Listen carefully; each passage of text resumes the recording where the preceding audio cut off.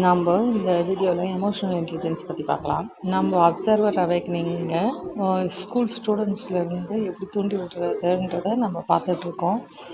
ஏன்னா ரிஃப்ளெக்ஸாக இல்லாமல் இருந்தால், நம்ம ஏற்கனவே இருக்கிற ஒயரிங்கில் இருந்து இல்லாமல் இருந்தால், விழிப்புணர்வோடு இருந்தால், பழக்கத்தில் இல்லாமல் இருந்தால், நமக்கு அது செயல் விளைவு ப்ரெசண்ட்டில் இருக்கிறத நம்ம கண்டினியூ பண்ண முடியுன்றதை பார்க்குறோம். பாஸ்டினுடைய தொடர்ச்சி இல்லாமல், அதாவது பாதிப்பான பாஸ்டினோட தொடர்ச்சி இல்லாமல். அந்த மாதிரி இருக்கணும்னா நமக்கு எமோஷ்னல் இன்டெலிஜென்ஸ் வேணும். எமோஷன்ஸோட நிறையா ரிஃப்ளெக்ஸாக வெளியில் வந்து செயலில் வந்துடக்கூடாதுன்றதை தான் நம்ம அப்படி சொல்கிறோம். அதை பற்றி நம்ம இப்போ பார்க்கலாம். முக்கியமான அடித்தளம் அப்சர்வர் மைண்ட் செட்டுன்றது தான்.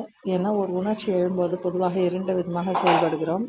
ஒன்று, உடனே எனக்கு கோபம் வந்துடுச்சுன்னு கோபமாக மாறிடுறோம். இல்லை, எனக்கு கோபம் வந்திருக்குன்றதை நம்ம பார்த்துக்கிட்டு இருக்கோம். இங்கே 2வதுல அப்சர்வர் இருக்கார்.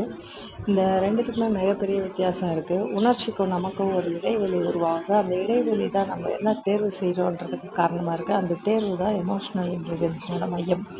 உடனடியாக ரிஃப்ளெக்ஸாக ரியாக்ட் ஆகாமல் இருக்கிறது, ஏற்கனவே இருக்கிற ஒயரிங் அடிப்படையில் மசில் மெமரிலையோ இல்லை பாஸ்ட் எக்ஸ்பீரியன்ஸோட பழக்கத்திலையோ டக்குன்னு ரியாக்ட் ஆகாமல் இருக்கிறது. அப்சர்வர் பண்ணுறோம், அவேர்னஸ் ஆகிறோம், டைம் லேப் எடுத்துக்கிறோம், சாய்ஸ் எடுத்துக்கிறோம், அதுக்கு வயசாக ரெஸ்பான்ஸ் பண்ணுறோம். இந்த கிரிக்கெட்டில் நியூட்டன் செகண்ட் லா சொல்லியிருக்கோம் ஏற்கனவே. கிரிக்கெட்டில் பேட்டில் அடித்த பிறகு அந்த பந்தை பிடிக்கிறதுக்காக பேக்கில் போய் பிடிக்கிறதுன்னு சொல்லிட்டு வலி கம்மியாக இருக்குது. அந்த டைம் பாஸ் எடுத்துக்கிறப்ப வலியாகுது, அங்கே வலி கம்மியாகுது. இங்கே டைம் பாஸ் எடுத்துக்கிறப்ப நமக்கு அடுத்த சான்ஸ், நமக்கு பெஸ்ட் சான்ஸ், வாய்ஸ் சான்ஸ் எடுக்கிறதுக்கான வாய்ப்பு கிடைக்குது. அந்த அப்சர்வர்ன்றது தான், பார்வையாளராக நம்ம இருக்கிறது தான், சாட்சியாக இருக்கிறது தான் அதுக்கு உதவியாக இருக்குது. அப்சர்வர் இல்லாமல் இருந்தால் கோபம் சந்தேகமாகும். அப்சர்வர் இருந்தால் இந்த வார்த்தை என்ன கோபத்தை உருவாக்குதுன்னு கவனிக்கிறோம். அதன் பிறகு இப்போது நான் எப்படி பதிலளிப்பதுன்றதை நம்ம தேர்வு செய்கிறோம்.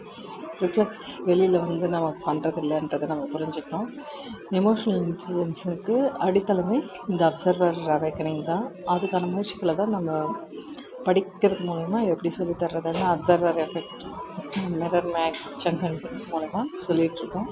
நம்ம சேனலில் கண்டினியூவாக இது உங்களுக்கு புரியும்னு நம்புகிறேன். குழந்தைங்களுக்கு எவ்வளோ யூஸ்ஃபுல்லாக இருக்கும். ஒரு 20 இயர்ஸ் 15 இயர்ஸ் படிக்கிறாங்கன்னா அதில் அப்சர்வர் அவேக்கனிங்கான ட்ரைனிங் இருந்ததுன்னா அவங்க இன்டெலிஜென்ஸ் ஐக்யூவெல்லாம் தாண்டி அந்த எமோஷ்னல் இன்டெலிஜென்ஸ் அவங்கள வாழ்க்கையில் எவ்வளோ நல்ல வெற்றியாளர்களாக அகமும் புறத்துலேயும் ஆக்கும், நிம்மதியானவங்களை ஆக்கும்னு நம்ம புரிஞ்சுக்க முடியும்னு நம்புகிறேன். நன்றி.